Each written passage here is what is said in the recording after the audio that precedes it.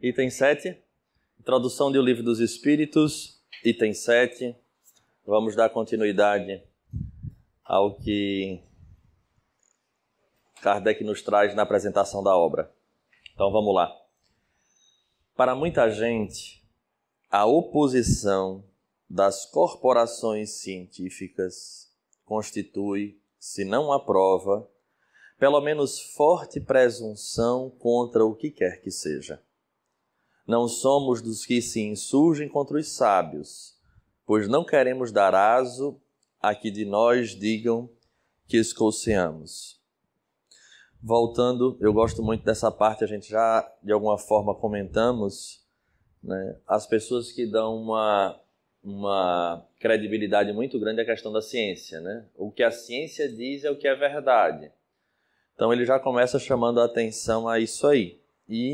E ele diz que ele não é daqueles que se insurge contra esses sábios, né? O papel de Allan Kardec, inclusive, fazia parte desse grupo de cientistas da época, então seria um contrassenso ele dizer que era contrário, porque ele fazia parte das academias, ele fazia parte dos grupos de pesquisa de ciência, mas vamos lá.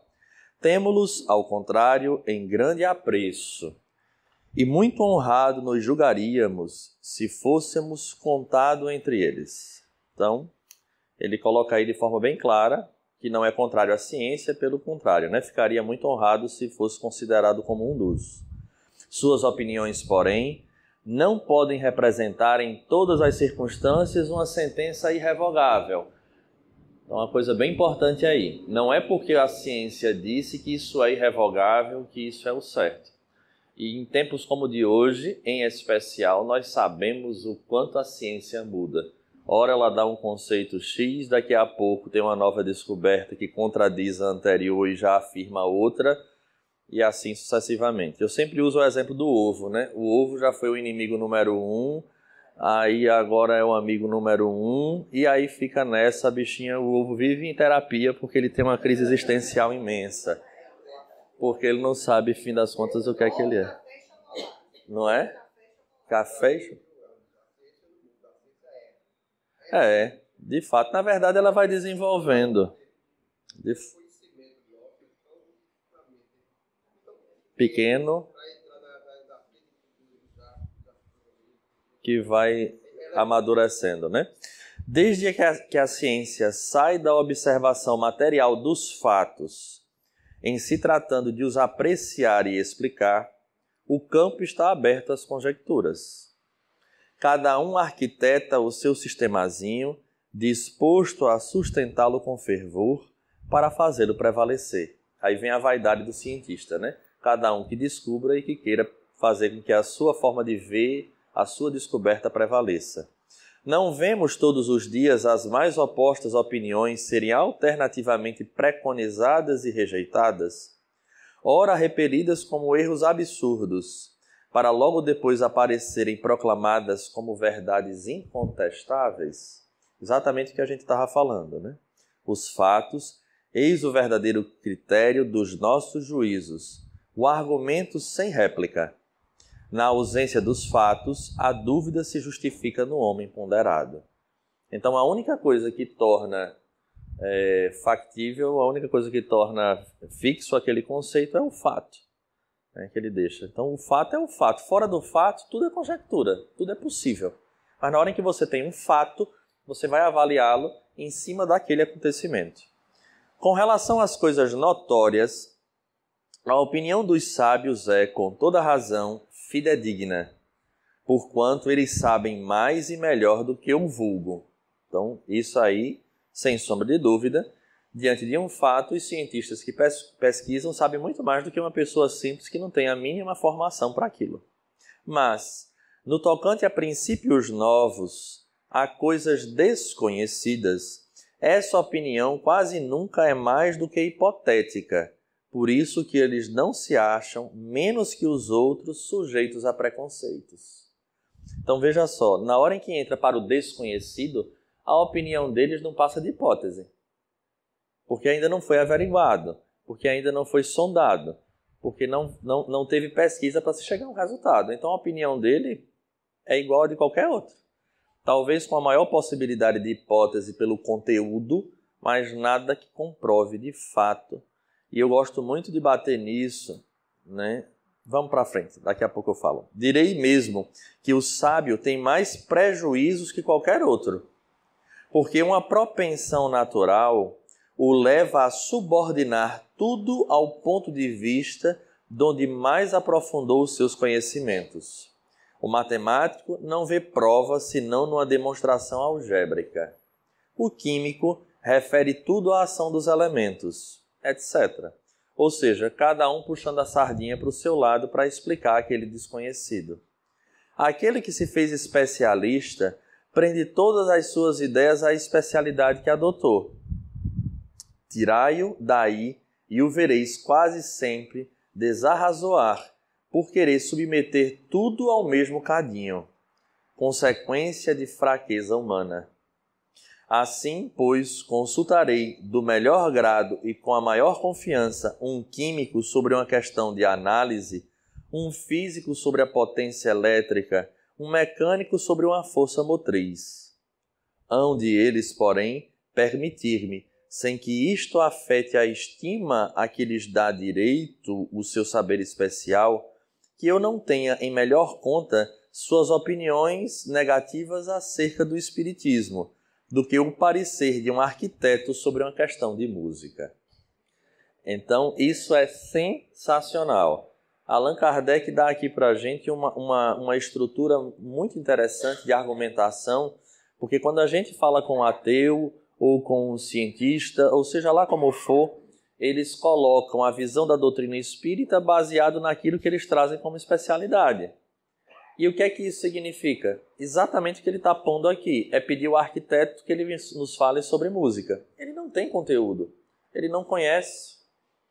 Então, para se falar de doutrina espírita, seja quem for, seja no campo da ciência, seja no campo da filosofia, incluindo a parte teológica, que é a parte moral, ainda assim um pastor, um padre, seja lá quem for, não tem condições de dar uma opinião realmente abalizada se ele não conhecer a fundo a doutrina. E eu estou falando de estudar. A gente estava vendo um comentário de Miramês, quando ele começa a interpretar as questões do espírito, ele reduz esse conhecimento da gente na Terra a zero, porque ele diz até a contagem de tempo É diferente. Tudo é diferente, então a gente não aplica nenhum conhecimento prático nos conhecimentos da espiritualidade. Então, basta que isso serve para a evolução da mente, da inteligência, mas para o conhecimento extra-técnico é quase zero. Vamos lá. As ciências ordinárias, que são as comuns, né, aquelas que a gente conhece, assentam nas propriedades da matéria, que se pode experimentar e manipular livremente. Os fenômenos espíritas repousam na ação de inteligências dotadas de vontade própria e que nos provam a cada instante não se acharem subordinadas aos nossos caprichos. Já começa daí uma grande dificuldade. Porque se é uma inteligência que não depende da nossa e que tem vontade própria, eu não tenho como estudar esses fenômenos sem a presença e o desejo deles. Já começa daí. É diferente da gente pegar um pedaço de madeira e vamos levar para o microscópio. Vamos agora levar para o microscópio subatômico. Vamos levar, então a gente vai entrando na intimidade da matéria. Porque ela está à disposição. Mas nem sempre os espíritos estarão à disposição para fazer a pesquisa que se acha que deve. Porque eles são à parte, né? Uma vontade, uma individualidade. As observações não podem, portanto, ser feitas da mesma forma. Requerem condições especiais e outro ponto de partida. Querer submetê-las aos processos comuns de investigação é estabelecer analogias que não existem. Ou seja, métodos para estudar a ciência materialista não são os mesmos métodos para estudar a ciência espírita. Tem que ter ferramentas diferentes, embasamento teórico diferente, o conteúdo é outro. E aí é onde entra a questão, é preciso aprofundar. Então a pessoa que lê rapidamente diz, isso aqui é tudo mentira. Mas vamos ver o que é que Kardec fala sobre o que é estudar, né? Como se deve estudar, porque ele vai dar um norte para a gente daqui a pouco. A ciência propriamente dita é, pois, como ciência, incompetente para se pronunciar na questão do espiritismo. Olha que frase incisiva. A ciência propriamente dita é, pois, como ciência, incompetente para se pronunciar na questão do espiritismo. Não tem que se ocupar com isso e qualquer que seja o seu julgamento, favorável ou não, nenhum peso poderá ter. O espiritismo é o resultado de uma convicção pessoal que os sábios, como indivíduos, podem adquirir, abstração feita da qualidade de sábios. Gente, isso aqui deveria estar na introdução, na minha opinião, de todos os livros de Esde, de EAD, de tudo isso. O que eu vejo de pessoas vibrando, porque a ciência agora está dizendo algo parecido, nos levando a alguns equívocos. Às vezes aí saiu lá o CID lá das doenças psiquiátricas e está lá falando de obsessão. Não é a visão espírita de obsessão. Estou dando só um exemplo. Aí os espíritas ficam pulando como se a gente precisasse de que a ciência desse o ok para validar a informação. Quando Allan Kardec deixa de forma notória, aqui clara, que ela não tem que se ocupar com isso, e qualquer que seja o seu julgamento, favorável ou não, nenhum peso poderá ter. Nenhum peso poderá ter. Porque é uma questão de convicção, diante daquilo que se observa, daquilo que se estuda. Então, assim, vamos tentar, dentro das nossas possibilidades, respeitar a ciência sempre. Mas não ter aquela expectativa e aquela sede para que a ciência prove aquilo que a gente já sabe.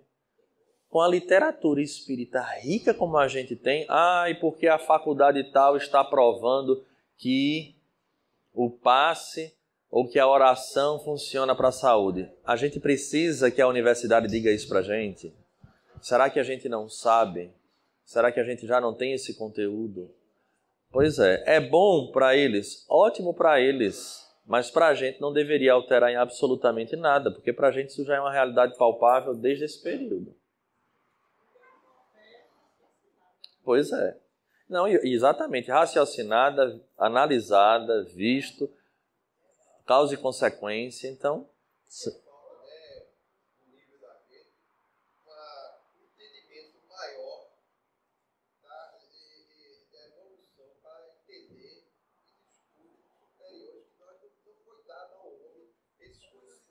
Eu acho que se a gente só aprender por aqui, já é meio caminho andado, né?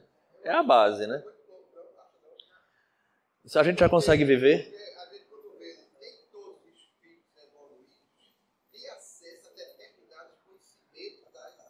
Pois é, mas já são evoluídas, né? Então, assim, já são evoluídas, né? Então, ou seja, se a gente já conseguir aprender isso aqui, já é meio caminho andado.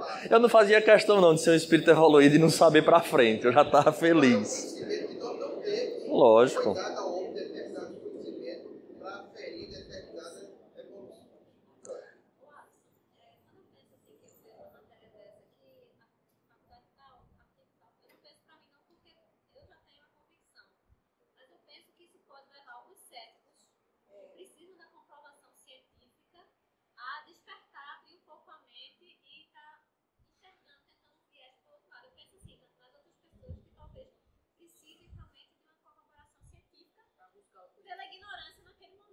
Eu vou lhe ser honesto, quando a pessoa quer, eu entendo, um dia eu já pensei dessa mesma forma, igual a você, tanto é que eu achava que se a gente tivesse um trabalho muito mais forte na comprovação da mediunidade, nas materializações, iria convencer muita gente. E na verdade isso não acontece, por incrível que pareça. E quem diz, o próprio Evangelho segundo o Espiritismo diz, que se o próprio Deus fosse lá, se apresentasse tudo mais, muita gente ia dizer que aquilo ali foi alucinação, que aquilo ali não é real, que aquilo é um fenômeno natural que você não conseguiu identificar.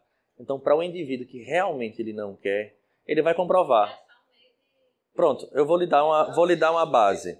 Vou lhe dar uma base. A questão da prece, o pessoal da mecânica quântica vai dizer, olha, o que acontece aí nada mais é do que a interferência da energia onde você joga, mas não vai ver espiritualidade nisso, porque eles não conseguem entender que energia já é a própria espiritualidade.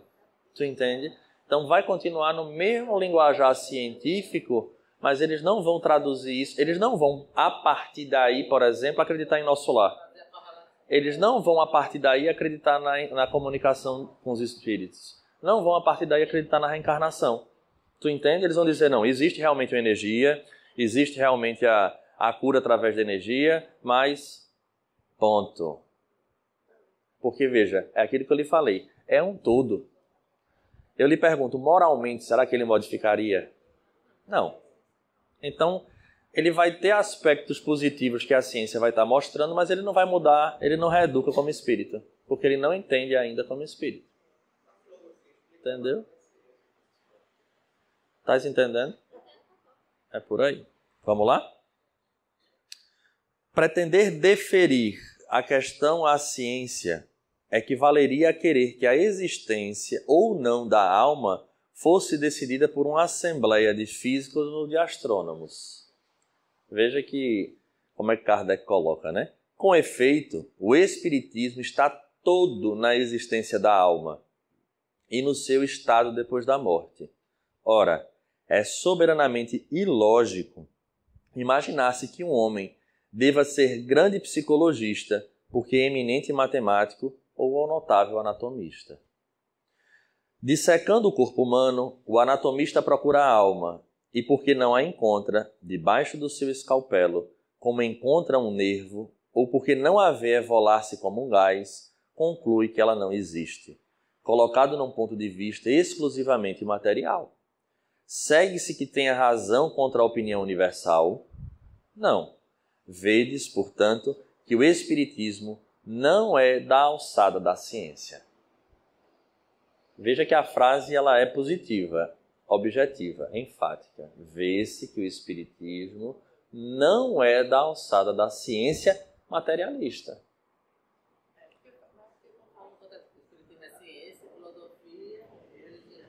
Exatamente. Exatamente. É só ciência e filosofia.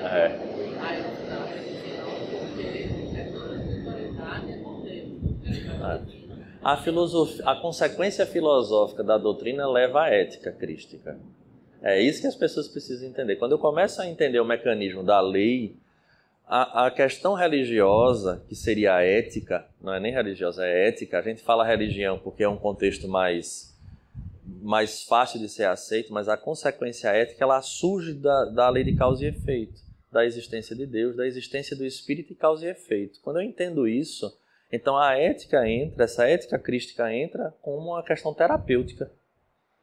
Ela realmente não é religião no sentido de uma edificação religiosa primeiro. De fato, ela não é. É uma consequência do que os Espíritos trouxeram.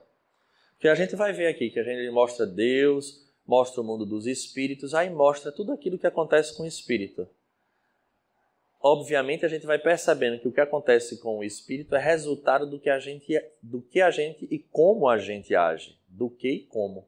Então, obviamente, eu preciso de um norte para que esse espírito seja feliz e sofra menos. Essa consequência é a consequência ética. Aí surge a característica religiosa da doutrina, mas ela não surge realmente como religião. Não existe isso, por hipótese alguma. Agora, é difícil você dizer isso no meio de um país onde a nossa história em termos de religião é muito forte. Entende? Então as pessoas querem trazer a doutrina espírita totalmente para o lado religioso. A doutrina é um tripé, literalmente. Na hora em que faltar um desses aspectos, não é doutrina espírita. Nem a religião apenas é doutrina espírita, que a gente volta para o fanatismo. Nem a ciência espírita é doutrina espírita, que ela vai ficar investigando o fenômeno. Né? E nem a filosofia, se ela não tiver uma aplicação desse conteúdo no seu cotidiano. Então, se a gente ficar em dois ou em um desses tripés, não será doutrina espírita. E o desafio é esse equilíbrio. O desafio é esse equilíbrio. Porque o que a gente percebe hoje é, em muitos lugares, os dois extremos. Ou uma intensidade muito forte na questão científica, esquecendo da questão ética, das leis naturais, ou a gente vai perceber uma questão religiosa fortíssima, esquecendo dos outros dois pontos desse tripé. E aí se tornam os xiitas, né? Oi. Eu lembro algumas coisas sobre espiritismo. Eu tenho a sensação em modo que a ciência saiu um pouco do campo dela para entrar no campo da espiritualidade, da transcendental. E acho que é um grande problema desse conflito que existe entre a ciência e a filosofia, de opiniões, é porque cada um está saindo, a filosofia não sai, mas a ciência que ela prova através da experimentação, não é? Coisas palpáveis para comprovar o que ela determina. Então ela sai do campo da experimentação para entrar no campo filosófico. Eu acho que não fique nos seus campos, é por isso que surgem tantas contradições. Mas faz parte dessas coisas. Eu acho que a ciência ela precisa ir aos poucos tateando. É importante. Um dia chega. Oi.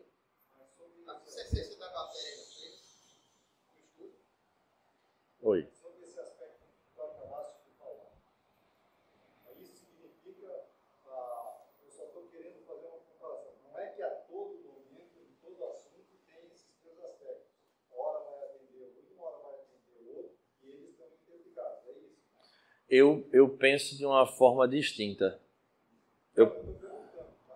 Eu penso o seguinte, eu acho que a gente sempre, inclusive, aí eu dou até uma dica para quem vai fazer palestra. Eu sempre acredito que a gente, para uma palestra completa, para um estudo completo, esses três aspectos sempre tem que caminhar junto. Se eu faço vamos falar de evangelho, mas eu falo só evangelho puramente, que não vai aqui nenhuma crítica, longe, mas você tem como trazer para o evangelho o conteúdo científico, você tem como trazer o conteúdo filosófico que lhe leva a refletir sobre você próprio. Então, assim, eu acredito que todas essas lições da doutrina você consegue trazer, você vai sempre perceber que existe a questão desse tripé. Primeiro, filosoficamente, ela sempre vai lhe fazer refletir. A ciência vai ser a possibilidade de você pensar em termos de resultado palpável, mesmo que não seja em termos de ciência materialista, mas a parte de observação, porque a ciência é observação, tá certo? E por fim, obviamente, o resultado que isso vai lhe trazer. Então, por exemplo, vamos estudar o mundo espírito ou o mundo dos espíritos. Observe que do início ao fim a gente vai ter esse tripé. Por quê? Porque nós somos espíritos. E aí você vai ver a consequência sobre você. Vamos falar de Deus. Quando a gente entrar em Deus, a gente vai ver o quanto a gente vai encontrar Deus embasado nesse tríplice aspecto. Quando ele diz, observai tudo que não é obra do homem, vossa razão responderá. Veja, eu estou usando um método científico de observação, causa e consequência. E, obviamente, na hora em que eu vejo que esse Deus é que ele orquestra o universo inteiro, então ele, de alguma forma, reflete sobre a minha própria existência. Dá para perceber que a gente sempre vai... A gente gira... A doutrina espírita, ela como eixo, a gente vai perceber que gira em torno dela sempre esses três conteúdos, que é a base, se a gente parar para refletir, é a base do conhecimento humano. Não foge disso. Não é verdade?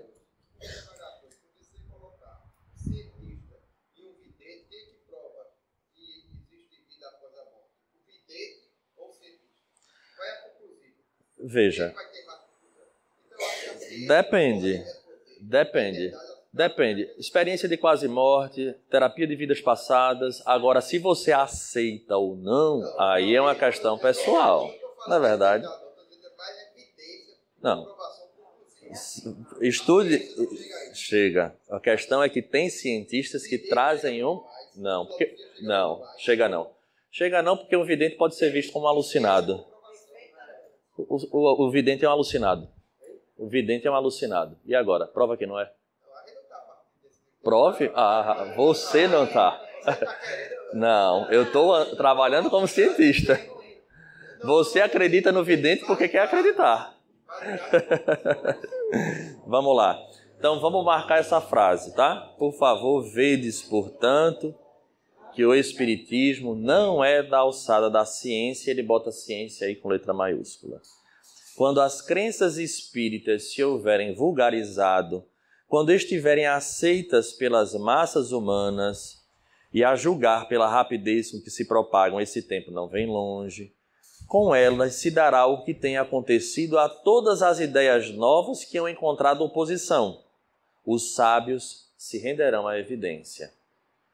Lá chegarão individualmente pela força das coisas.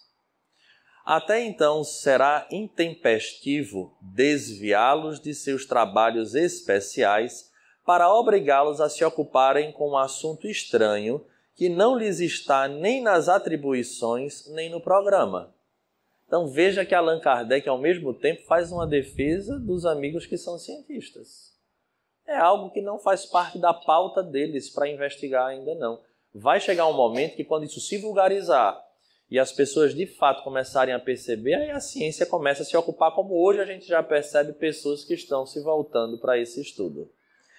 Enquanto isso não se verifica, os que, sem estudo prévio e aprofundado da matéria, se pronunciam pela negativa e escarnecem de quem não lhes subscreve o conceito, esquecem que o mesmo se deu com a maior parte das grandes descobertas que fazem honra à humanidade.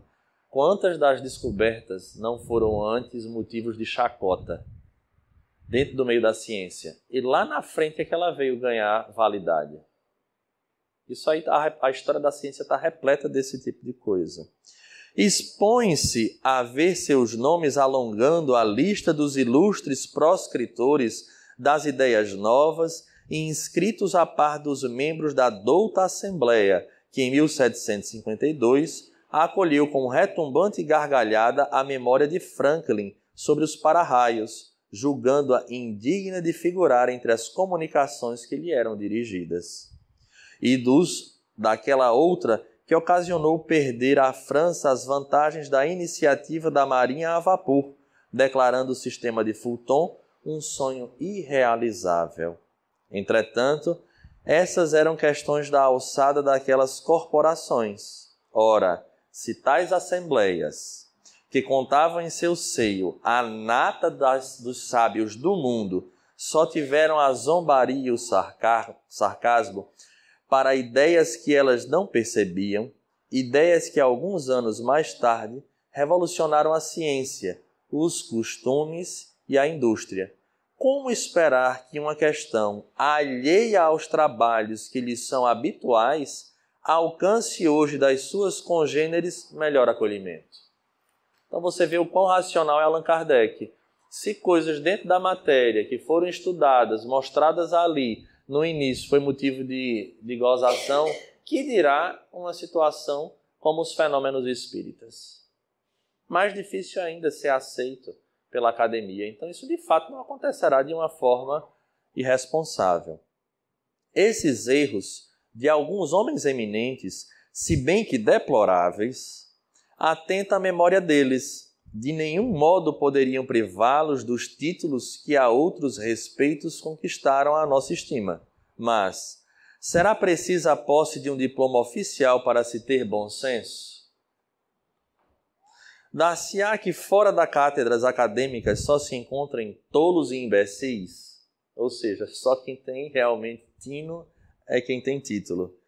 Dignem-se de lançar os olhos para os adeptos da doutrina espírita e digam-se só com ignorantes deparam, e se a imensa legião de homens de mérito que a tem abraçado autoriza, seja ela atirada ao rol das crendices de simplórios. O caráter e o saber desses homens dão peso a esta proposição, pois que eles afirmam, forçoso é reconhecer que alguma coisa há. Então nós sabemos que na história do Espiritismo teve figuras ilustres, cientistas ilustres, que a partir dali perceberam que havia sim conteúdo, que alguma coisa tinha que não obedecia a essas leis, a essa condição da matéria. Oi. Você acha que a ciência e a filosofia não têm limites para chegar a determinados princípios? Eu acho que hoje ela tem o limite porque a ciência nada mais é do que a ação do homem quanto ao fenômeno. Questão 37, 47, sempre dizem, isso ainda vocês não poderão fazer, esse conhecimento ainda não foi passado. Você usou o tempo verbal certo. O tempo verbal não, né? A palavra certa. Ainda. Ainda. Ainda. Então, se é ainda... Veja, mas se é ainda não é impossível. Entendeu? Sim, mas é o que eu digo, se é ainda, ele não é, nunca será, não haverá, ainda não é possível, mas chegará. Pela falta de conhecimento, Ainda. Não permite que o ser humano conheça. Ainda. É. Esse ainda é relativo. Porque a gente vive dentro de um mundo de relatividade. Perfeito. Então até o que você está dizendo é relativo. Então, homem. Mas é positivo. Sim. É base do que eu tenho do Espírito de Deus. Isso. Não temos conhecimento. Ainda. Aí não é relativo. Ainda. Não temos conhecimento? Ainda. Repetimos mais uma vez que se os fatos a que aludimos se houvessem reduzido ao movimento mecânico dos corpos, a indagação da causa física desse fenômeno caberia no domínio da ciência. Porém, desde que se trata de uma manifestação que se produz com exclusão das leis da humanidade, ela escapa à competência da ciência material, visto não poder explicar-se por algarismos nem por uma força mecânica. Quando surge um fato novo que não guarda relação com alguma ciência conhecida, o sábio, para estudá-lo, tem que abstrair da sua ciência e dizer a si mesmo que o que se lhe oferece constitui um estudo novo, impossível de ser feita com ideias preconcebidas. E aí a dificuldade, porque ninguém quer abrir mão do conteúdo que traz. Todo mundo parte do seu conteúdo. E aí é quando eu acho realmente a figura de Allan Kardec uma figura extraordinária, porque ele era um homem de muito conteúdo e a partir dali ele zera praticamente para desvendar aquele mundo que estava se apresentando. Ele reconstrói todo um conhecimento. A tal ponto que para ele vai ser novidade a questão da reencarnação. E a gente vai poder estudar isso bem direitinho, ver o quanto o Livro dos Espíritos ele é uma construção de raciocínio. Eu já disse isso aqui antes. Ele não sabe de reencarnação, ele não sabe de nada. Ele sabe que na história havia, mas a questão dele crer, dele saber de que isso existia, não é verdade. Então ele vai aos poucos desvendando esse universo e conseguindo trazer para a gente esse extrato, que é o mais interessante. Oi.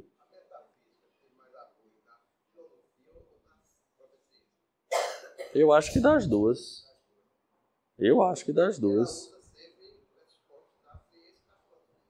Dos dois. O homem que julga infalível a sua razão está bem perto do erro. Olha que frase. O homem que julga infalível a sua razão está bem perto do erro. Mesmo aqueles cujas ideias são as mais falsas se apoiam na sua própria razão. E é por isso que rejeitam tudo o que lhes parece impossível. Os que outrora repeliram as admiráveis descobertas de que a humanidade se honra, todos endereçavam seus apelos a esse juiz para repeli-las. O que se chama razão não é muitas vezes senão orgulho disfarçado, e quem quer que se considere infalível apresenta-se como igual a Deus. Veja que crítica, né, que Allan Kardec traz. Dirigimo-nos, pois, aos ponderados, que duvidam do que não viram, mas que, julgando do futuro pelo passado, não creem que o homem haja chegado ao apogeu, nem que a natureza lhe tenha facultado ler a última página do seu livro. Isso para a gente tem uma observação muito importante. A quem é que Allan Kardec se dirige? Ele diz aí, me dirijo aos ponderados. Então veja o que ele está dizendo. Na hora em que eu me dirijo a um grupo de ponderados, os fanáticos não fazem parte. Os materialistas orgulhosos também não fazem parte. E a gente vai ver que Allan Kardec é muito disso. Ou seja, não perca tempo. Quando a gente for estudar sistemas, a gente vai ver que não se perde tempo com determinados tipos de discussão com as pessoas que têm determinadas características. Kardec diz, não perca tempo. Vamos discutir, vamos fazer uma discussão. E a pessoa diz, eu não acredito em Deus. Acabou, ponto. Não precisa seguir adiante. Ah, mas você vai querer convencer? Não adianta. O fundamento, a base, ela se encerra ali. Exato, é o que ele diz aqui, né? Os ponderados, veja que ele diz, ó, dirigimo-nos, pois, aos ponderados, que duvidam de que não viram, mas que, julgando do futuro pelo passado, não creem que o homem haja chegado ao apogeu, nem que a natureza lhe tenha facultado ler a última página do seu livro. Como se fosse assim, tem coisa ainda que a natureza vai mostrar. Então, esses que têm essa visão e são abertos a refletir, a questionar, esses são aqueles que Allan Kardec se dirige. Eu acho que Allan Kardec, quando fala dos ponderados, ele deixa de lado as teorias. Não é? As teorias ele deixa de lado. Minuto, viu? A água. Eu acho que não necessariamente as teorias, mas a pessoa abre mão, né, da sua... O ponderado é aquela pessoa que vive de auto-reflexão. Isso. Eu acho que a palavra aí é como você está dizendo, a pessoa abre mão daquilo que ela traz como conteúdo e se abre a investigar outra possibilidade. Os limites. Esse é o perfil número 1, frequentemente, do espírita. Quando eu encontro alguém que é muito curioso, que questiona muito, eu digo, olha, você é o perfil perfeito do espírita, porque é aquele que investiga, é aquele que vai atrás. Porque o indivíduo que ele tem um conteúdo pré-estabelecido, vai ser difícil a mudança. Vai ser muito difícil. É por isso que muitos religiosos, pessoas que têm outra crença, e essa crença ela é muito arraigada, ele não gosta muito de entrar em contato com, porque pode vir a derrubar a sua tese, a sua crença. Então ele bota logo um paredão para que não haja nenhum tipo de conflito, porque é naquilo que ele se sustenta. E até isso Allan Kardec diz que a gente não deve estar causando dúvida à crença de seu ninguém. E aí ele diz, né, que toda crença que torna o indivíduo melhor, ela é digna de ser vivida. Deixa lá. E se a gente entender, inclusive, religião como escola do espírito, se a gente entendesse religião como escola do espírito, a gente perceberia que da mesma forma que existem inúmeros educandários e cada um quer que o seu filho estude aquela metodologia, ou através daquela metodologia, a religião é assim. Tem espíritos que precisam daquela metodologia ainda. Mas veja, se funciona para ele e a doutrina espírita não funciona para o outro, quem é que está se dando melhor? Para aquele. Inclusive, assim, até nós espíritas, né, questão da vida em outras encarnações, em Outras não. crenças, Eu né? mesmo já tive nessa. Exato. Mas e eu bato muito nessa tecla. Se lá torna o indivíduo melhor e ele está cumprindo mais do que eu que estou aqui na doutrina espírita, lá ele vai crescer muito mais. Porque lembrem-se, quantas vezes, por exemplo, Joana de Ângeles foi espírita? E Emmanuel? Dá para entender quantos espíritos que nos trazem um conteúdo complementar da doutrina espírita e que não foram espíritas. São espíritos que se tornaram espíritas, mas não são espíritas. E aprenderam aonde? Nas religiões tradicionais. Uma consideração que o colega trouxe há pouco tempo, que eu nunca tinha dito sobre isso. Quando você vai no embate, e pensa diferente de você, né? Sobre o espiritismo, você pode até derrubar a crença dela, mas você vai deixar o que ali? Exatamente. Você vai deixar ela desesperada, porque derrubando a crença dela quer dizer que ela vai se tornar espírita, não. Não, de jeito nenhum. Ela pode ficar desesperada. Perfeito. Se afastar do Deus, né? Perfeito. E é o que eu digo, e Allan Kardec em nenhum momento ele faz isso. Em nenhum momento ele convida a gente a sair por aí fazendo com que as pessoas obrigatoriamente conheçam. É um momento, como eu disse, você às vezes sai de uma escola e se matricula em outra, porque aquela você acha que é melhor. É assim que funciona para o espírito nas religiões. Eu já vi um programa de transição que falava Raul Teixeira, a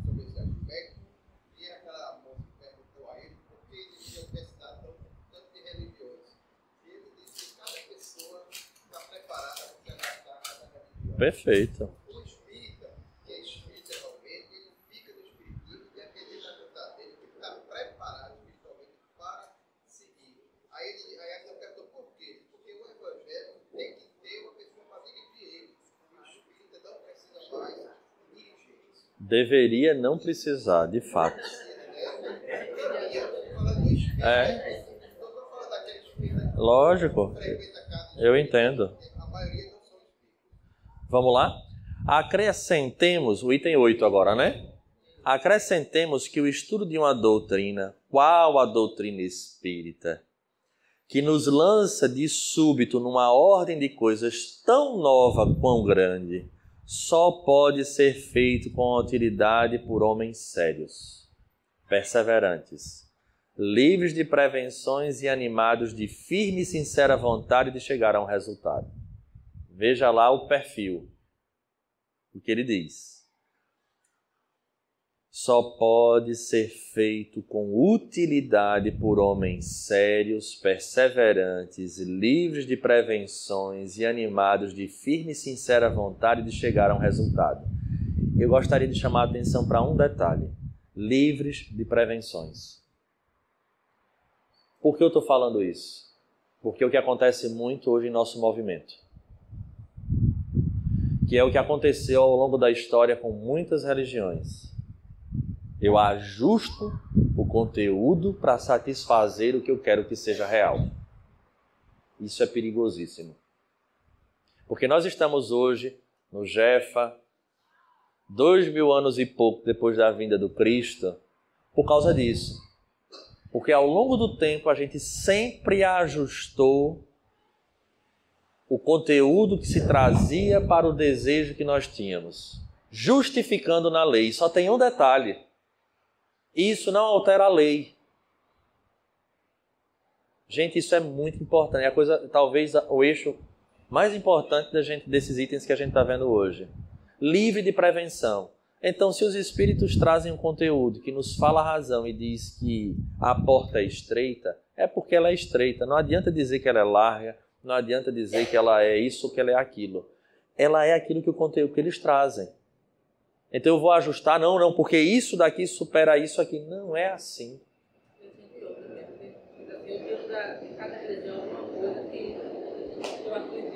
Então você faz um sistema pessoal. Do budismo eu tiro isso, da doutrina espírita eu tiro isso, do catolicismo eu tiro isso, do esoterismo eu tiro isso, da meditação eu tiro isso, do yoga eu tiro isso, e aí eu faço um sistema próprio.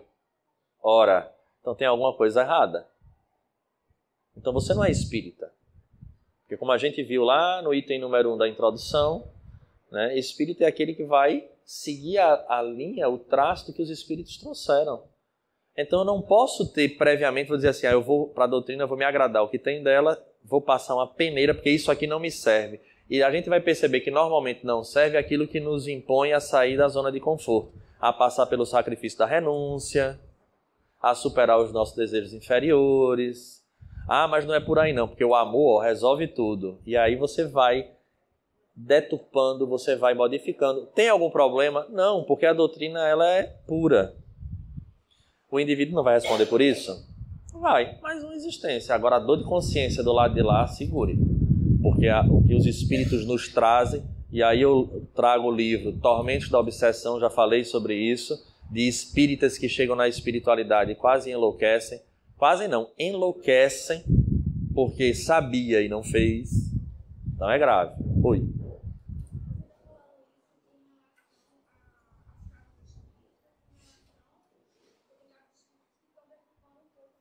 Estou falando como movimento como um todo, casa espírita, o próprio indivíduo, isso aí vai.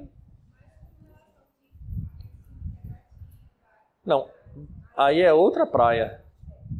Inclusive é muito... o que é que os espíritos falam? Lembro agora a Joana de Anjos, ela diz de forma muito clara, as terapias alternativas todas são válidas nos seus espaços respectivos, não dentro de uma casa espírita, para que não haja uma mistura. Porque, por exemplo, como medicina alternativa, você cobra. Você é um profissional, está lá cobrando. Se cobra alguma coisa em casa espírita, dai de graça que de graça recebestes. Entende? Então não cabe, porque os espíritos não trouxeram isso em termos de prática espírita. Mas toda terapia alternativa tem sua valia no seu espaço.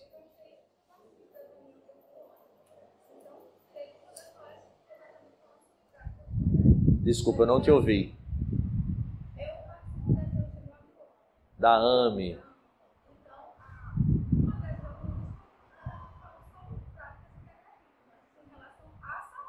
Problema nenhum. Problema nenhum.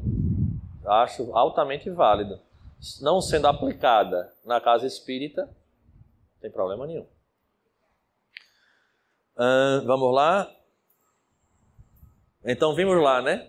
Muito importante esse item. Livres de prevenções e animados de firme e sincera vontade de chegar a um resultado. Não sabemos como dar esses qualificativos aos que julgam a priori, levianamente, sem tudo ter visto, que não imprimem a seus estudos a continuidade, a regularidade e o recolhimento indispensáveis. Veja 3 itens para o estudo que ele coloca. Ó. Não sabemos como dar esses qualificativos aos que julgam a priori, levianamente, sem tudo ter visto. Que não imprimem a seus estudos a continuidade, a regularidade e o recolhimento indispensáveis. Então vamos lá, para estudar essa doutrina, o que ele nos solicita são 3 itens. A priori, 3 itens. Continuidade, regularidade e o recolhimento indispensável. Por quê? Porque é uma doutrina de reflexão. Você reflete, você medita sobre. Ainda menos saberíamos dá-los a alguns que, para não decaírem da reputação de homens de espírito, se afadigam por achar um lado burlesco nas coisas mais verdadeiras, ou tidas como tais por pessoas cujo saber, caráter e convicções lhes dão direito a considerações de quem quer que se preze de bem educado. Abstenham-se, portanto, os que entendem não serem dignos de sua atenção os fatos. Ninguém pensa em lhes violentar a crença. Concordem, pois, em respeitar a dos outros. Veja o que Kardec está chamando a atenção aí. E mais uma vez fortalece a tese de que não é para estar criando problema para a religião de seu ninguém. Do mesmo jeito, respeite aqueles que estão estudando a doutrina espírita. O que caracteriza um estudo sério é a continuidade que se lhe dá. Olha que frase fantástica. O que caracteriza um estudo sério é a continuidade que se lhe dá. Será de admirar que muitas vezes não se obtenha nenhuma resposta sensata à questão de si mesmas graves, quando propostas ao acaso e à queima-roupa em meio de um aluvião de outras extravagantes? Demais, sucede frequentemente que, por complexa, uma questão, para ser elucidada, exige a solução de outras preliminares ou complementares. Quem deseje tornar-se versado numa ciência, tem que a estudar metodicamente, começando pelo princípio e acompanhando o encadeamento e o desenvolvimento das ideias. Ou seja, não adianta querer pegar o livro dos Espíritos e começar porque é Deus, parará, porque o princípio não está ali, o princípio está aqui na introdução da obra, que dá a base, que nos apresenta um horizonte, e a partir daí a gente vai entrando pouco a pouco nesse horizonte. Então ele está de uma forma muito clara aqui, está dizendo, é necessário ter continuidade, é necessário ser metódico no estudo, é necessário começar do começo. Fora disso, a gente não vai ter. Aí acontece o que a gente vem falando. Falei até há pouco numa palestra, disse, olha, corpo doutrinário não é braço doutrinário, não é perna doutrinária, isso são membros. Eu não posso falar de um conceito destituído dos que vêm antes, porque eu vou incorrer num erro que é muito comum, é eu tirar um retalho e baseado naquela frase eu montar toda uma tese que não tem a ver com o que vem anterior. Aí você desmonta, aí você cria o que você quiser.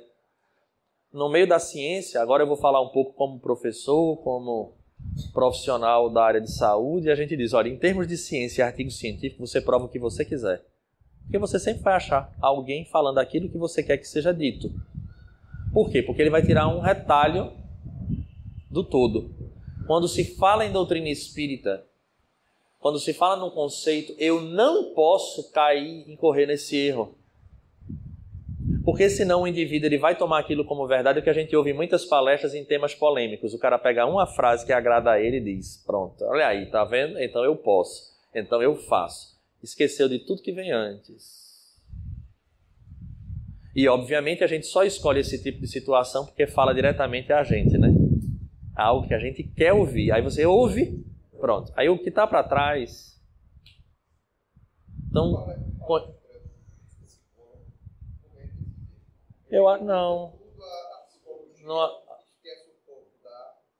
Não, eu não acho que seja o palestrante psicólogo, não. Eu acho que isso é, em muitas situações, independente da profissão que tenha. Às vezes o cara traz um conteúdo... Às vezes o conteúdo tem nada a ver com psicologia, ele traz um conteúdo espírita. Mas ele vai trazer sobre um ângulo único. O foco é único. Ele esquece que antes existe uma lei, que existe Deus, que existe reencarnação, que existe planejamento, que existe... Ele foca só aqui, no fato. E esquece que para aquele fato estar ocorrendo, algo vem antes que estrutura. Então, entenda, não necessariamente é determinada profissão. Mas isso aí eu vou lhe dizer de fato que isso realmente não tem a ver com psicologia. Vamos lá, só para concluir esse parágrafo.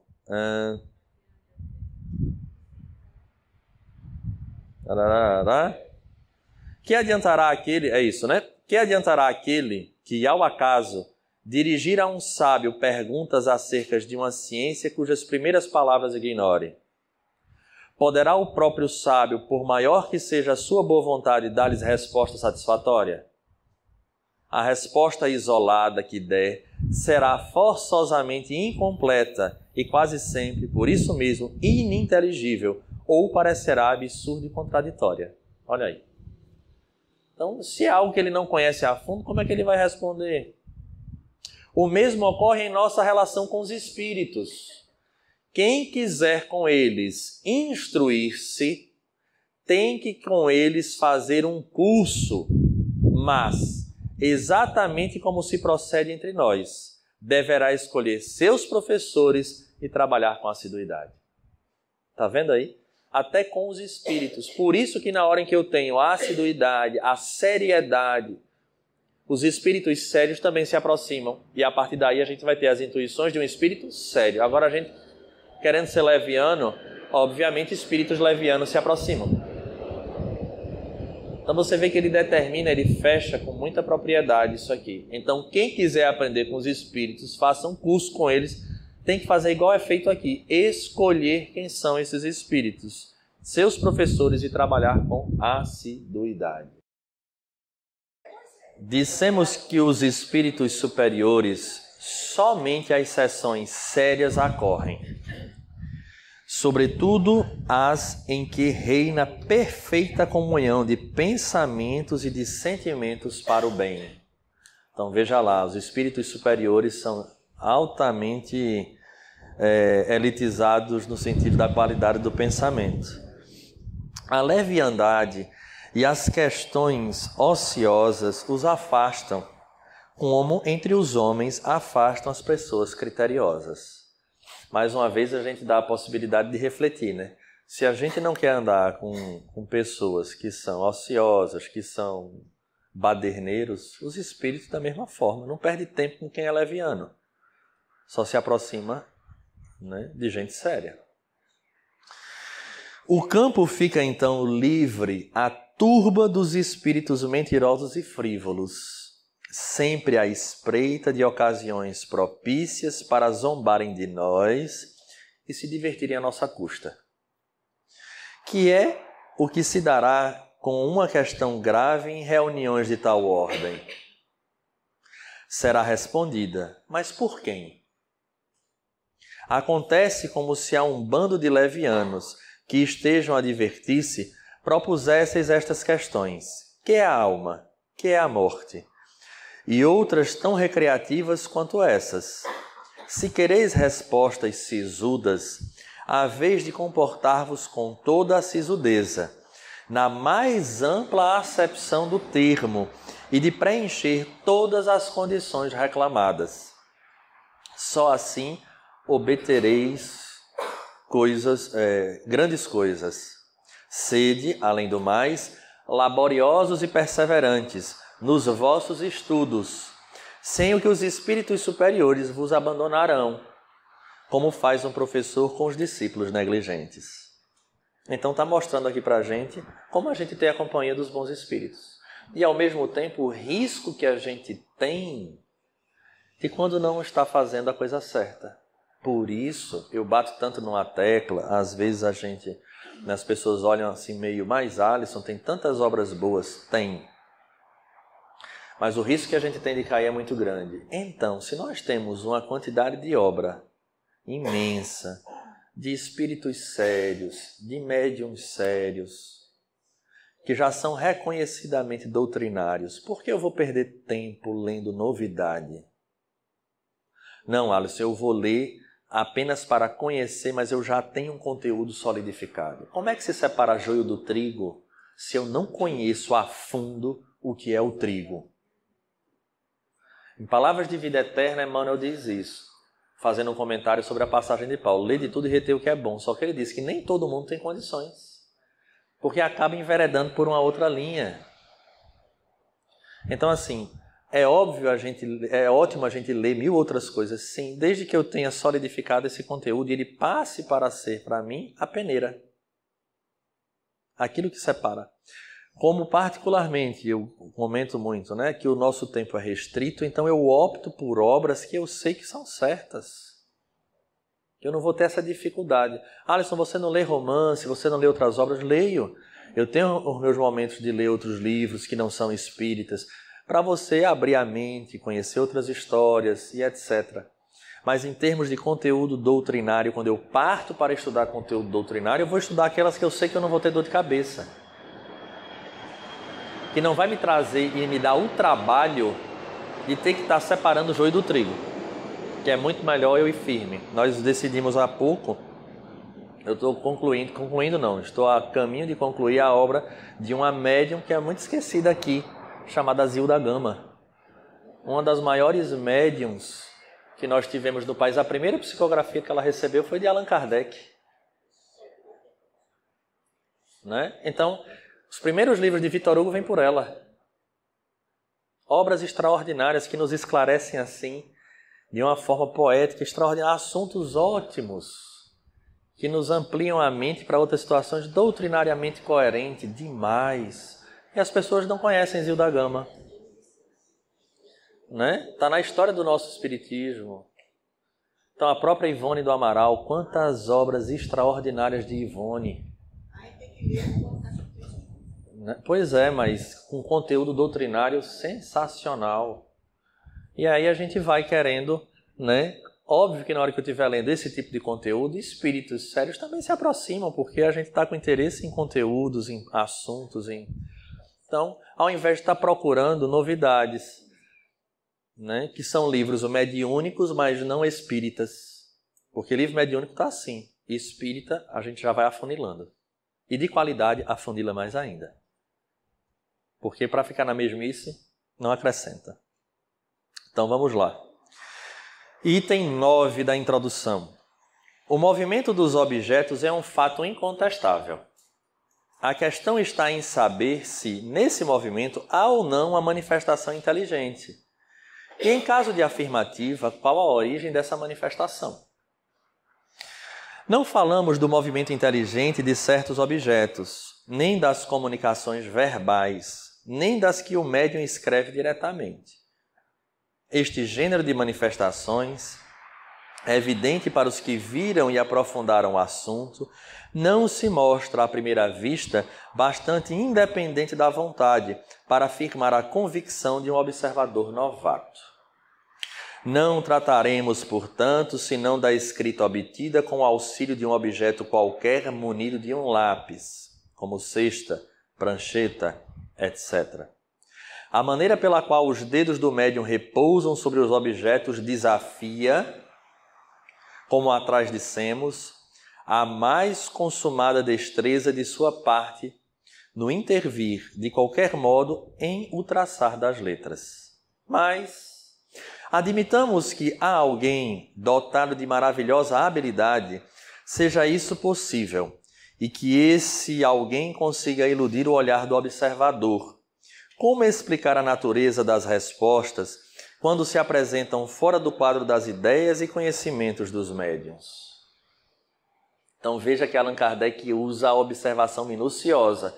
Vamos supor que o cara é um gênio que consiga enganar quem está observando. Ainda assim, onde é que ele conseguiria trazer conteúdos que está fora da capacidade do indivíduo?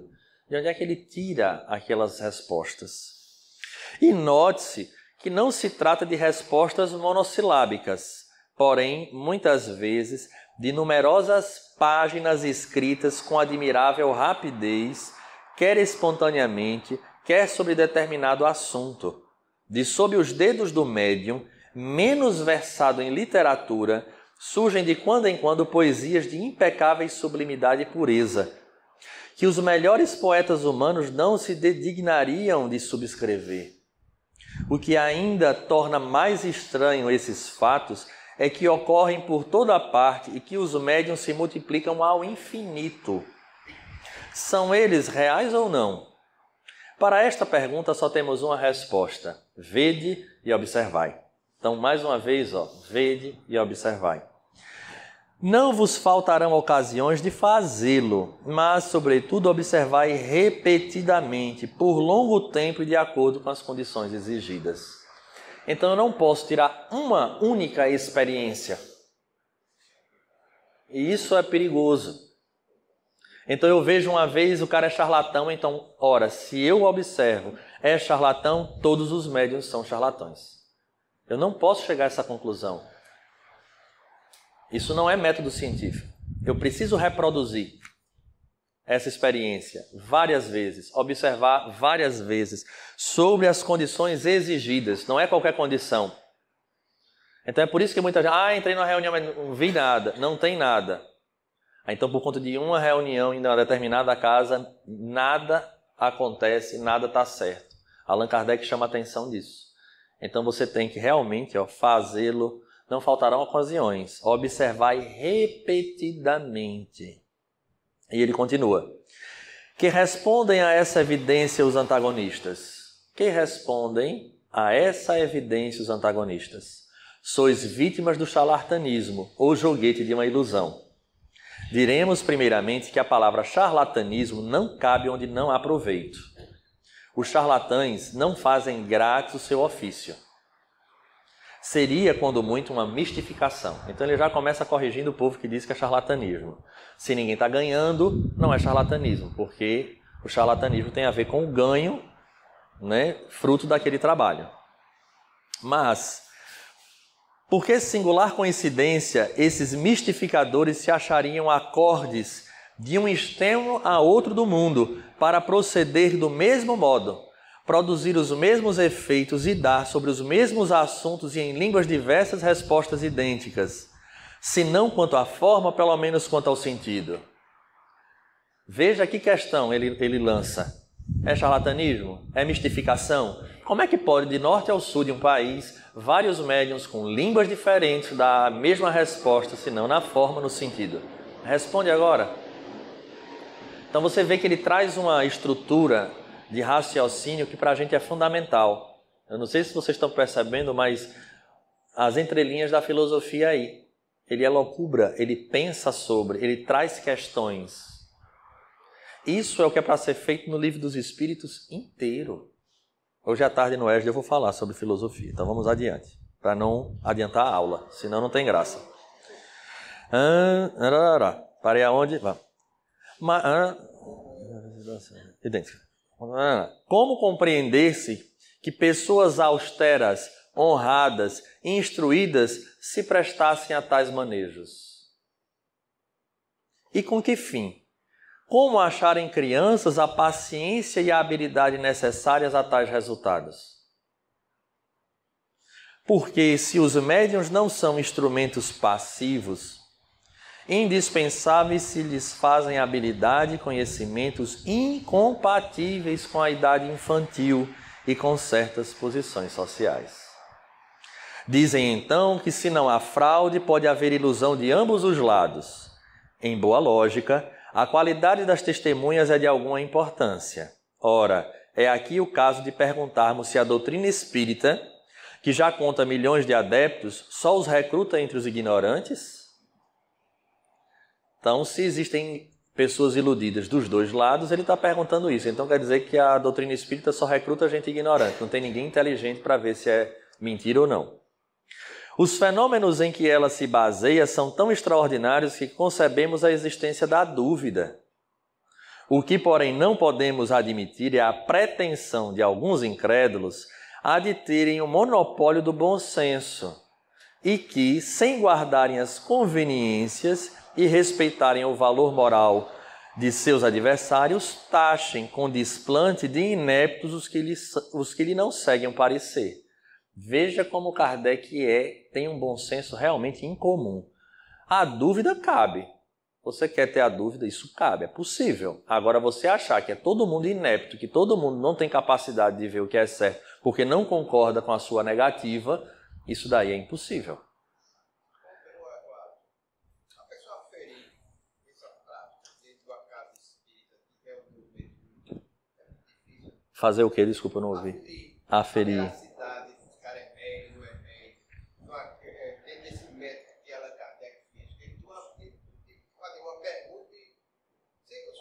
Vários países responderam que é como aferir. Mas uma reunião lá, a reunião da Casa Espírita, lá o esclarecedor aferir que aquele médium é médium realmente, aquele que está recebendo, é muito difícil aplicar essa Na verdade, não, porque existem os sinais da mediunidade, ou melhor, prefiro até dizer sinais não, existem os sintomas da mediunidade, porque existe a diferença entre sinais e sintomas. E o segundo ponto, só entra para a reunião mediúnica, pelo menos em nossa casa, mas aí em nossa casa, através de orientação mediúnica, onde os próprios espíritos mentores da casa dão ok. Então, sim. Então, assim, eu acredito que a maioria das casas obedeça ao mesmo princípio, onde a espiritualidade dá o ok, entendeu? E os sintomas da mediunidade, elas acabam sendo bastante... E às vezes funciona até... para o indivíduo que acha que tem, a espiritualidade permite e mostra à pessoa que ele realmente não tem. E depois a gente afasta a pessoa, tira, né? Porque ela própria diz, realmente eu achei que tinha e não era. Então, assim, isso é importante a gente dizer, né? Vamos lá? Eu acho que é aqui, né? Aos olhos de qualquer pessoa judiciosa, a opinião das que, esclarecidas, observaram durante muito tempo, estudaram e meditaram uma coisa, constituirá sempre, quando não a prova, uma presunção, no mínimo, a seu favor, visto ter logrado prender a atenção de homens respeitáveis, que não tinham interesse algum em propagar erros, nem tempo a perder com futilidades. Ou seja, homens sérios que a doutrina espírita trouxe para a sua investigação não perderiam tempo se fosse frivolidade, se fosse uma mentira. Isso ele chama a atenção dizendo que a testemunha passa a ser importante por conta disso. Item 10. Entre as objeções, algumas há das mais especiosas, ao menos na aparência, porque tiradas da observação e feitas por pessoas respeitáveis. A uma delas serve de base a linguagem de certos espíritos, que não parece digna da elevação atribuída a seres sobrenaturais. Quem se reportar ao resumo da doutrina acima apresentado, verá que os próprios espíritos nos ensinam não a haver entre eles igualdade de conhecimentos nem de qualidades morais, e que não se deve tomar ao pé da letra tudo quanto dizem. Olha o que Allan Kardec está dizendo. Está vendo? Não se deve tomar ao pé da letra tudo quanto dizem. E aí entra o nosso despreparo. Basta encontrar, você é espírita, você estuda, você se dedica, você trabalha numa casa, aí você vai para um determinado ambiente, seja lá qual for, um aniversário. Estou falando uma coisa assim hipotética. Aí você chega no aniversário e tem uma pessoa que se diz médium. Surge uma determinada história e o cara se diz médium. Ele olha para você e diz, olha, é bom você ter cuidado por causa disso. O espírito está me dizendo. Acabou a paz do indivíduo. Eu digo porque eu já vi isso acontecer algumas vezes. De me pegar no corredor assim e dizer, Alisson, encontrei uma mulher, a mulher era médium, disse isso e aquilo. Eu digo, meu amigo, raciocine.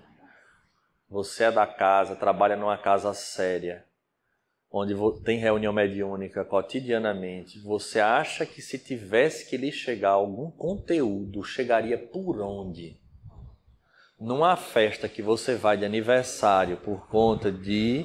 Ou numa casa que semanalmente você está ali, todos os dias, ou toda semana. Os espíritos, seus mentores, vão pegar uma pessoa numa festa de aniversário, num chá da tarde, para dar um recado para você. Você tem certeza? Olha o bom senso, olha a razão que Allan Kardec prega tanto. Aí a gente fica nessa. Por quê? Porque o extraordinário, o maravilhoso, o sobrenatural, entre aspas, mexe com a gente. E a doutrina espírita apelando para o cara usar a razão. Apela direto para usar a razão. O bichinho, né? Ter que não. Normalmente se solicita que seja, mas obrigatoriamente, de coisa de obrigação, não. Certo? Ela serve como um orientador, ela é um órgão orientador. Não tem a figura de um Vaticano, por exemplo, que vai lá e proíbe, fecha, faz e acontece. A federativa, ela tem como órgão orientador. Entendeu? Por exemplo, os livros, você vê o estudo, é todo orientado, existe toda uma orientação. Entendeu? Nós somos adeptos à federação. Certo? Mas obrigatório não é obrigatório. Se você quiser, você vai lá, coloca uma casa espírita e pronto. Não tem, a gente não tem como essa averiguação, essa...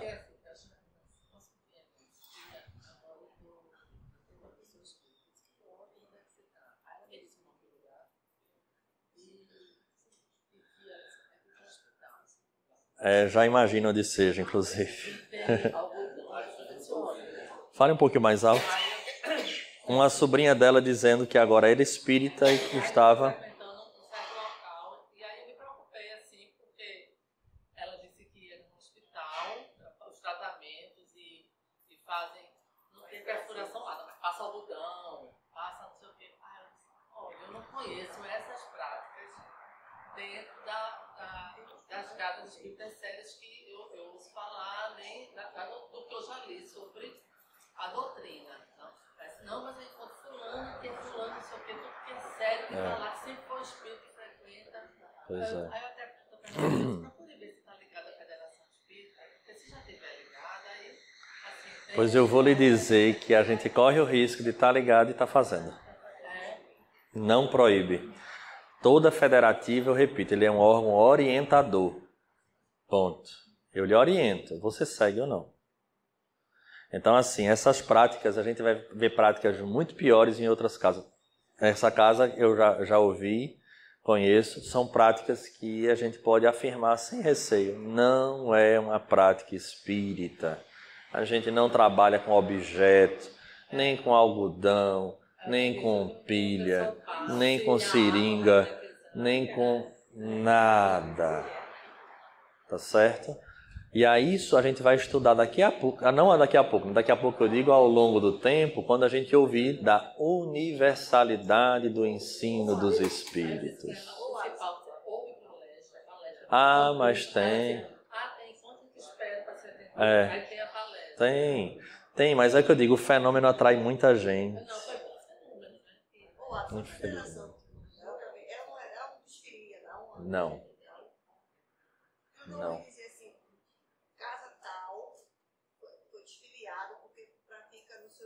Olha, eu vou lhe ser honesto, eu nunca soube, talvez até aconteça, mas eu nunca soube. Dentro do tempo que eu tenho, estou sendo honesto, eu nunca ouvi. Mas só sei que, isso eu tenho convicção, é um órgão orientador. Tá certo? Ela orienta, não... eu nunca ouvi. Não. Existe uma orientação, mas não se garante. Inclusive, o que ela está falando agora tem a ver com essa frase que a gente acabou de ler. Aí vem o Espírito, se apresenta na casa e diz, olha, a partir de hoje a gente vai instituir um tratamento feito com rosa. Ah, então tá bom, o Espírito disse, então a gente vai usar rosa, porque o Espírito disse que vai usar rosa. Olha, seu Espírito, é bom você estudar um pouquinho de Kardec, porque não tem necessidade. Não, Alisson, mas é um Espírito. Sim, ele acabou de dizer há um parágrafo atrás que os Espíritos, né, que ele lembra que os Espíritos, cada um está num grau. Ponto. Não é porque é espírito que ele sabe mais do que a gente em termos de conteúdo espírita. É bom a gente estar atento. Continuemos. As pessoas sensatas incumbe separar o bom do mal. Olha aí. As pessoas sensatas incumbe separar o bom do mal. Indubitavelmente, os que desse fato deduzem que só se comunicam conosco seres malfazejos, cuja única ocupação consiste em nos mistificar, não conhecem as comunicações que se recebem nas reuniões onde só se manifestam espíritos superiores. Do contrário, assim não pensariam. É de lamentar que o acaso os tenha servido tão mal que apenas lhes haja mostrado o lado mal do mundo espírita, pois nos repugna supor que uma tendência simpática atraia para eles em vez dos bons espíritos, os maus, os mentirosos, ou aqueles cuja linguagem é de revoltante grosseria. Poder-se-ia, quando muito, deduzir daí que a solidez dos princípios dessas pessoas não é bastante forte para preservá-las do mal e que, achando certo prazer em lhes satisfazerem a curiosidade, os maus espíritos disso se aproveitam para se aproximar delas, enquanto os bons se afastam. Está vendo a seriedade como ela responde? Quer falar alguma coisa? Não? Está em pé aí? Eu achei que queria. Tá. Quiser pegar uma cadeira dessa daqui e botar ali, fica à vontade. Então a gente vai vendo, né, o que ele coloca lá. A sinceridade, a boa vontade, a perseverança, a continuidade dos estudos, tudo isso faz com que os bons espíritos se aproximem. Julgar a questão dos espíritos por esses fatos seria tão pouco lógico quanto julgar do caráter de um povo pelo que se diz e faz numa reunião de desatinados ou de gente de má nota, com os quais não entretém relações as pessoas circunspectas nem as sensatas. Ou seja, eu não posso tirar de uma parte o todo. Eu vou para um determinado país visitar, vou passar poucas horas, aí desço do avião, vou no aeroporto, vou ali na frente tomar um café e encontro um grupo de 3 locados. Então todo mundo daquele país, daquela região, é todo mundo grosseiro, ignorante. Não posso, por uma parte, presumir o todo. E é isso que ele está dizendo. Os que assim julgam se colocam na situação do estrangeiro, que chegando a um grande capital pelo mais abjeto dos seus arrebaldes, julgasse de todos os habitantes pelos costumes e linguagem desse bairro ínfimo. Está vendo? Exatamente o que a gente tinha comentado. No mundo dos espíritos também há uma sociedade boa e uma sociedade má. Dignem-se os que daquele modo se pronunciam, de estudar o que se passa entre os espíritos de escola, e se convencerão de que a cidade celeste não contém apenas a escória popular. Perguntam eles, os espíritos de escola descem até nós? Responderemos, não fiqueis no subúrbio, vede, observai e julgareis. Os fatos aí estão para todo o mundo, a menos que lhes sejam aplicáveis estas palavras de Jesus. Tem olhos e não veem, tem ouvidos e não ouvem. Oi. Espíritos de escola, espíritos puros, de alta envergadura, superiores. Como variante dessa opinião, temos a dos que não veem nas comunicações espíritas e em todos os fatos materiais a que elas dão lugar, mais do que a intervenção de uma potência diabólica, novo Proteu, que revestiria todas as formas para melhor nos enganar. Proteu é aquela célula inicial da vida, que gera todas, né? Não a julgamos suscetível de exame sério, por isso não nos demoramos em considerá-la. Aliás, ela está refutada pelo que acabamos de dizer. Acrescentaremos tão somente que, se assim fosse, forçoso seria convir em que o diabo é às vezes bastante criterioso e ponderado, sobretudo muito moral, ou então em que também há bons diabos, diante do conteúdo que se traz, né? Então, na verdade, Kardec dá uma resposta e ao mesmo tempo está fazendo uma graça rindo desses que dizem que o pior, que ainda hoje há um exército de indivíduos que dizem que são os espíritos, né? Lúcifer da vida, o diabo da vida, que usa os médiuns falando isso. E aí Allan Kardec, de uma forma muito clara, diz isso, né? Ou ele é muito criterioso e bom, né? Ou ele então é um bom diabo. A gente tem que levar isso em consideração. Efetivamente, como acreditar que Deus só ao espírito do mal permita que se manifeste, para perder-nos sem nos dar por contrapeso os conselhos dos bons espíritos? Se eles não o podem fazer, não é onipotente. Se pode e não o faz, desmente a sua bondade. Ambas as suposições seriam blasfemas. Note-se que admitir a comunicação dos maus espíritos é reconhecer o princípio das manifestações. Ora, se elas se dão, não pode deixar de ser com a permissão de Deus. Como então se há de acreditar sem impiedade que ele só permita o mal com exclusão do bem? Semelhante doutrina é contrária às mais simples noções do bom senso e da religião. Então veja que a argumentação de Allan Kardec para a gente combater é muito complicado, porque ele apresenta com a lógica tão fácil. Então quer dizer que só existe manifestação dos espíritos maus. Ora, então Deus não é tão bom quanto dizem que é bom. Por que só os maus podem se manifestar e os bons não? Então ele traz uma lógica que, para você refutar isso aqui, para você combater isso aqui, você vai ter que se agarrar em alguma teoria, alguma teologia, nessa questão do Deus, e uma visão de um Deus que ele seja realmente parcial.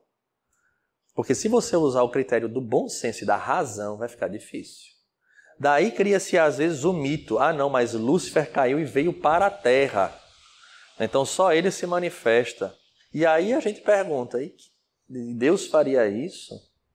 Onde só teria possibilidade de um? Então Allan Kardec coloca de uma forma muito, muito simples, muito clara.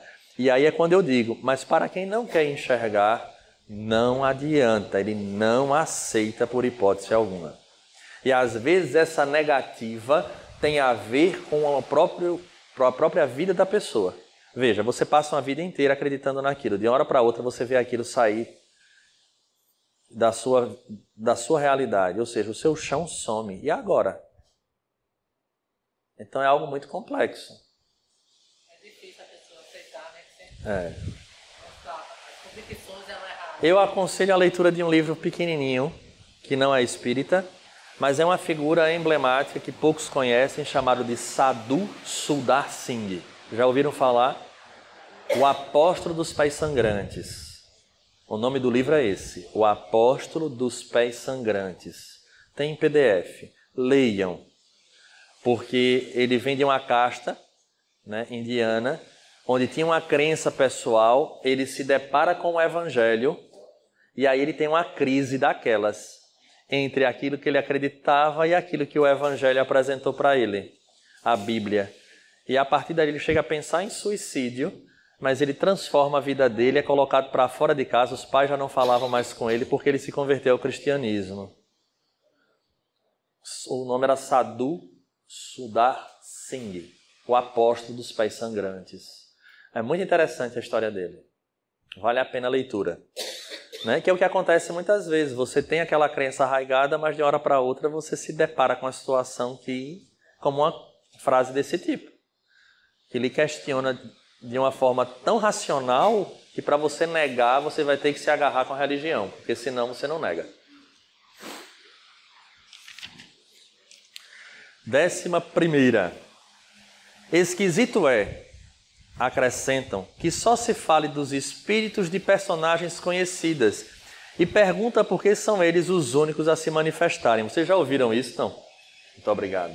Vocês já ouviram isso? Todo mundo é Napoleão, todo mundo é Cleópatra, todo mundo é... Há ainda aqui um erro, oriundo como tantos outros, de superficial observação. Dentre os espíritos que vêm espontaneamente, muito maior é para nós o número dos desconhecidos do que o dos ilustres, designando-se aqueles por um nome qualquer, muitas vezes por um nome alegórico ou característico. Quanto aos que se evocam, desde que não se trate de parente ou amigo, é muito natural nos dirijamos aos que conhecemos, de preferência a chamar pelos que nos são desconhecidos. O nome das personagens ilustres atrai mais a atenção, por isso é que são notadas. Ou seja, de cada 10 que não se conhece, um que diga que é um nome conhecido vai chamar mais atenção ele. E um segundo ponto que a gente tem que observar é que este período de Allan Kardec era o período de evocação dos espíritos, onde se chamava o espírito para poder fazer o teste, para poder fazer as investigações. Hoje a gente não tem esse hábito de estar chamando por parentes, chamando por pessoas conhecidas. Isso não acontece, né? Não é assim que funciona. Então a gente tem que entender que naquele período era necessário porque era o momento do Consolador chegando na Terra, né? Onde era necessário investigar. E como não se conhecia o método foi a evocação. Porque tudo ele saiu do zero. Tudo ele saiu do zero. A gente pega a obra pronta. Ele não, ele saiu do zero. Então ele evocava. Acham também singular que os espíritos dos homens eminentes acudam familiarmente ao nosso chamado e se ocupem, às vezes, com coisas insignificantes, comparadas com as de que cogitavam durante a vida. Nada aí há de surpreendente para os que sabem que a autoridade ou a consideração de que tais homens gozaram neste mundo, nenhuma supremacia lhes dá no mundo espírita. Nisto, os espíritos confirmam estas palavras do Evangelho: os grandes serão rebaixados e os pequenos serão elevados. Devendo esta sentença entender-se com relação à categoria em que cada um de nós se achará entre eles. É assim que aquele que foi primeiro na terra pode vir a ser lá um dos últimos. Aquele diante de quem curvávamos aqui a cabeça pode, portanto, vir falar-nos como mais humilde operário, pois quem deixou com a vida terrena toda a sua grandeza e o mais poderoso monarca pode achar-se lá muito abaixo do último dos seus soldados. Aí é como eu estou dizendo a vocês, veja, é a partir dessas descobertas que Allan Kardec vai construindo, vai trazendo para a gente que surge a questão moral. Então ele descobre aqui que, de fato, ser monarca na Terra não significa ser monarca na espiritualidade. E aí observe que ele já trouxe o Evangelho ali, a colocação. Então o Evangelho ele passa a ter um sentido diferente. Ele não é o livro da idolatria. Ele não é um livro de culto. Por isso que a forma do Evangelho segundo o Espiritismo, a sua estruturação é diferente. Não se discute ali se foi de manhã, se foi de tarde, se era isso ou era aquilo. Ele extrai o que é útil, que é o conteúdo moral, que é o que ajusta esse espírito para entrar na espiritualidade de uma forma vitoriosa. De que adianta eu decorar todos os versículos, os capítulos e tudo, se isso não se serve como elemento de transformação? É isso que Allan Kardec percebe, que os espíritos vêm trazendo. Item 12. Um fato demonstrado pela observação e confirmado pelos próprios espíritos é o de que os espíritos inferiores muitas vezes usurpam nomes conhecidos e respeitados. Quem pode, pois, afirmar que os que dizem ter sido, por exemplo, Sócrates, Júlio César, Carlos Magno, Fenelon, Napoleão, Washington, etc., tenham realmente animado esses personagens? Quem garante? Esta dúvida existe mesmo entre alguns adeptos fervorosos da doutrina espírita, os quais admitem a intervenção e a manifestação dos espíritos, porém inquirem como se lhes pode comprovar a identidade. Semelhante prova é de fato bem difícil de produzir-se. Veja que Allan Kardec ele não escamoteia, ele fala de forma clara. De fato, é muito difícil a gente produzir a prova. Conquanto, porém, não possa ser de modo tão autêntico como por uma certidão de registro civil, pode-o ao menos por presunção, segundo certos indícios. Por presunção, segundo certos indícios.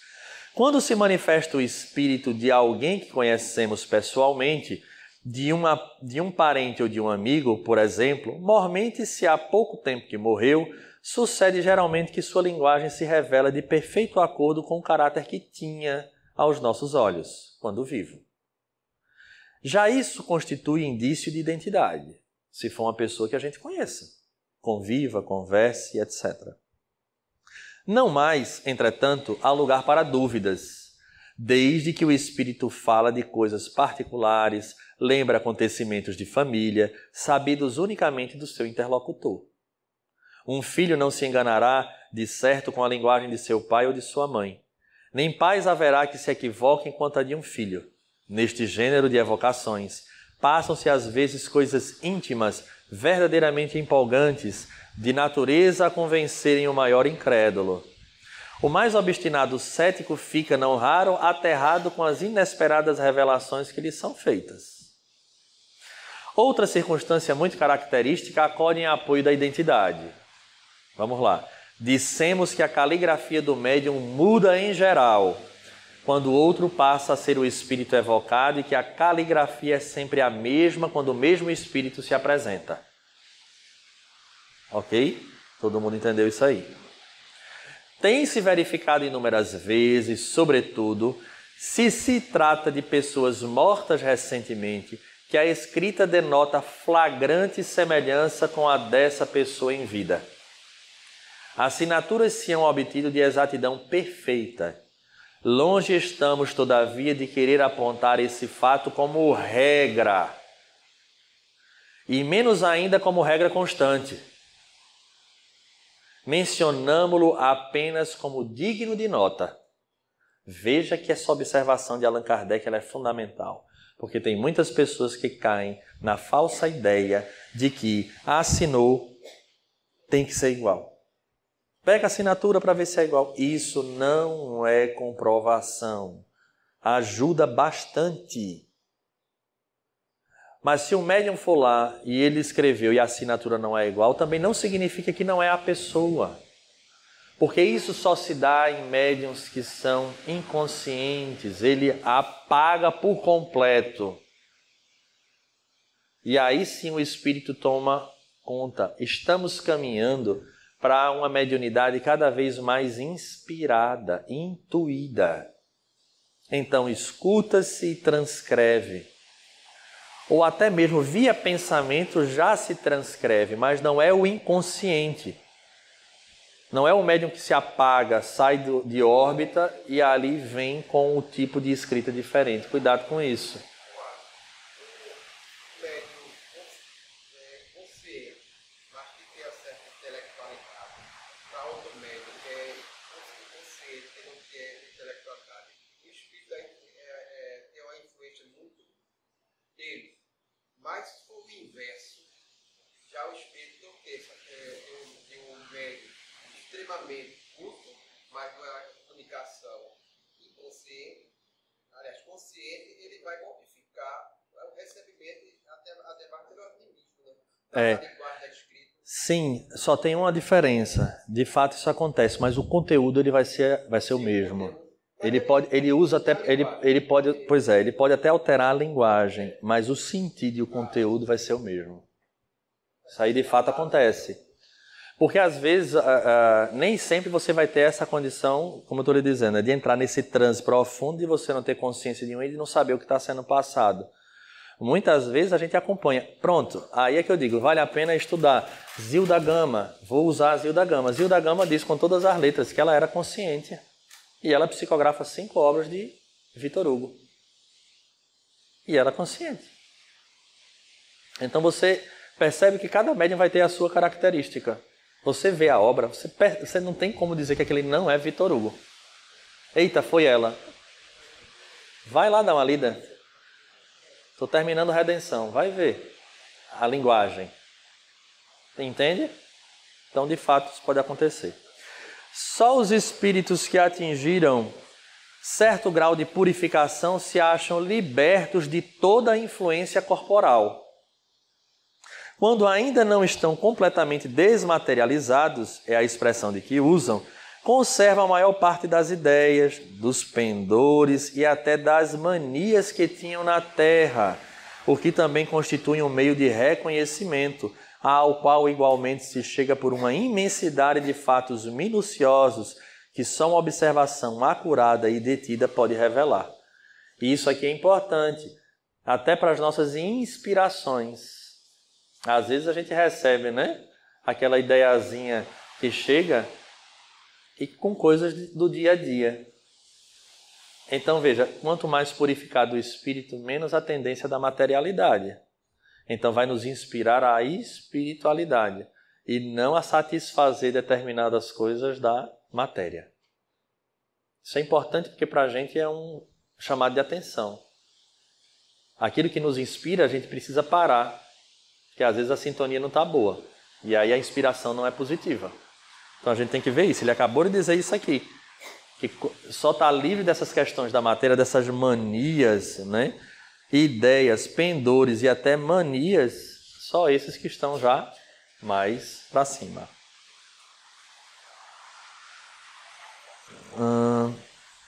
Um meio de reconhecimento ao qual igualmente se chega por uma imensidade de fatos minuciosos que só uma observação acurada e detida pode revelar. Vêem-se escritores a discutir suas próprias obras ou doutrinas, a aprovar ou condenar certas partes delas, outros a lembrar circunstâncias ignoradas ou quase desconhecidas de suas vidas ou de suas mortes, toda sorte de particularidades, enfim, que são, quando nada, provas morais da identidade únicas, invocáveis, tratando-se de coisas abstratas. Ora, se a identidade de um espírito evocado pode, até certo ponto, ser estabelecida em alguns casos, razão não há para que não o seja em outros. E se, com relação a pessoas cuja morte data de muito tempo, não se tem os mesmos meios de verificação, resta sempre o da linguagem e do caráter, porquanto, inquestionavelmente, o espírito de um homem de bem não falará como de um perverso ou de um devasso. Então veja lá, o perfil do indivíduo, o caráter dele. Quanto aos espíritos que se apropriam de nomes respeitáveis, esses se traem logo pela linguagem que empregam e pelas máximas que formulam. Um que se dissesse Fénelon, por exemplo, e que ainda quando apenas acidentalmente ofendesse o bom senso e a moral, mostraria por esse simples fato o embuste. Se ao contrário forem sempre puros os pensamentos que exprima, sem contradições e constantemente à altura do caráter de Fénelon, não há motivo para que se duvide de sua identidade. De outra forma, havíamos de supor que um espírito que só prega o bem é capaz de mentir conscientemente e ainda mais sem utilidade alguma. Veja a observação de Kardec, Ou seja, um espírito que traz aquele conteúdo todo daquela forma, por que ele iria mentir? Não tinha sentido. A experiência nos ensina que os espíritos da mesma categoria, do mesmo caráter e possuídos dos mesmos sentimentos formam grupos e famílias. Ora, incalculável é o número dos espíritos e longe estamos de conhecê-los a todos. A maior parte deles não tem mesmo nomes para nós. Olha que interessante. a maior parte deles não tem nomes mesmo para nós. Nada, pois, impede que um espírito da categoria de Fénelon venha em seu lugar, muitas vezes até como seu mandatário. Apresenta-se então com o seu nome, porque ele é idêntico e pode substituí-lo, e ainda porque precisamos de um nome para fixar as nossas ideias. Mas que importa, afinal, seja um espírito realmente ou não o de Fénelon, desde que tudo o que ele diz é bom e que fala como teria feito o próprio Fénelon. É um bom espírito. Indiferente é o nome pelo qual se dá a conhecer, não passando muitas vezes de um meio de que lança mãos para nos fixar as ideias. O mesmo, entretanto, não é admissível nas evocações íntimas, mas aí, como dissemos há pouco, se consegue estabelecer a identidade por provas, de certo modo, patentes. Diga lá. Então, isso aí explica como, por exemplo, uma evocação, Francisco de Assis, de repente tem 10 atendimentos ao mesmo tempo, por exemplo, né? Porque são espíritos que estão no mesmo nível ou fazem parte do mesmo grupo. É isso aí. E o que ele diz é esse ponto que é importante a gente entender. Eles formam, como ele disse, grupos ou famílias, todos no mesmo patamar, então a resposta não difere. E a prova disso que a gente tem? Livro dos Espíritos. Foram espíritos diversos em diversas regiões, por diversos médiuns, trazendo o mesmo conteúdo. Entende? Espírito de alta evolução, de alto grau de superioridade. E não precisa nem ter emissário, ele refere para vários. Pode também, de fato. Necessitaria de emissários, ele próprio. Mas às vezes acontece, por exemplo, da equipe do Dr. Bezerra, são pessoas que trabalham na equipe, na Falange de Maria, pessoas que trabalham na Falange de Maria, basta ler lá Memórias de um Suicida, e assim a gente vai vendo, entendeu? De fato ele poderia refletir, mas existem grupos que estão ali trabalhando. Oi. Aproveitando esse tema aqui, por exemplo, Emmanuel reencarnou, né? Emmanuel, como? Desculpa, não ouvi. Reencarnou, entendi agora. Aí, por exemplo, quando é evocado, logicamente, se ele não está dormindo, ele não pode se desdobrar. Perfeito. Aí, esses espíritos que compõem o mesmo conjunto, o mesmo grupo que ele faz, é que fazem um arrependimento. De fato seria isso, mas eu acho difícil hoje, sabendo que ele estaria reencarnado, que trariam do nome dele. Poderia dizer até que era do grupo, que era da Falange, mas trazer o nome dele dizendo que é ele, eu acredito que não faria. Porque já se sabe, pelo fato de ter sido explícito que ele está reencarnado, eu não acredito que os espíritos utilizariam do nome. Por exemplo, vou dar um exemplo. Diga. A fala do Espiritismo, Madre Teresa de Calcutá, de repente, sei lá, pode ser, vamos dizer que ela tivesse reencarnada, né? Mas só que tem a parte do cristianismo e outras religiões que acreditam nela como uma santa. Sim. Então, evocando ela. É nesse sentido. E aí sim, teríamos espíritos encarregados de auxiliar, né? Porque para eles, e aí nesse caso em específico, a mediunidade até nem é utilizada, né, de forma objetiva como é na doutrina, se aconteceu o milagre, dito milagre, né, vai ser levada a ela. Quando na verdade ela poderia até estar reencarnada, né, que você está dizendo como exemplo, né? Mas aí teria problema nenhum, é o grupo realmente que faz parte daquela falange, porque o bem vai ser feito. O nome que a gente dá a ele, tanto é que Kardec diz aqui, né, em relação ao nome, é uma coisa muito mais para a gente do que para o espírito, porque para ele. Eu li um Ajuda a ter um objeto da fé, né?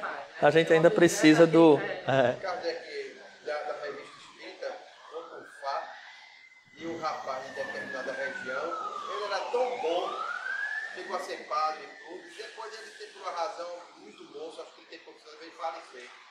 As pessoas da comunidade continuaram a falar com ele, a pedir para cura, essas coisas eu digo.